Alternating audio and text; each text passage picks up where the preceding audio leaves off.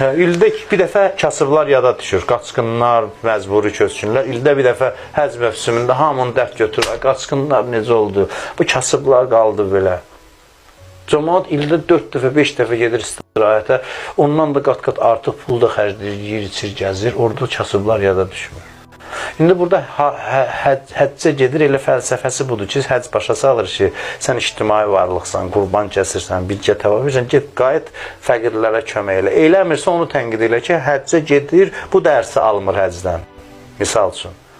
Ərbəyin ziyarəti gəlir, bunun ayaq bunun, yol bunun. Neçə kilometr yol gedib, sənə nə var? Başa düşdümü, tənqid eləyə bilərsən. Bir də var ki, bir qəribə mən hər şeyi tənqidə açıq hesab edirəm. Biri sual verə bilər, mənası nədir? Biri tənqidi bir şey də yaza bilər. Qəribə bir əsəb hiss edirsiniz, bilməm ya yox. Aşura gəldi, bu əsəb təzahür edir. Ərbəyin gəldi, bu əsəb cild-cildlə məqalələr yazırlar, danışırlar, deyinirlər. Mən baxıram, görürəm ki, şeytanın işi budur. Şeytanın kəsildiyi nöqtə budur da özünün.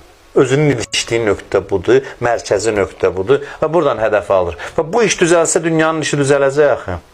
Bu iş düzəlsə, dünyanın işi düzələcək. Əsas imtihan övliyalarla bağlı budursa, bir gün insanlar övliyalara həsəd yox, onlara sayğı göstərsə, dünyanın işi düzələcək.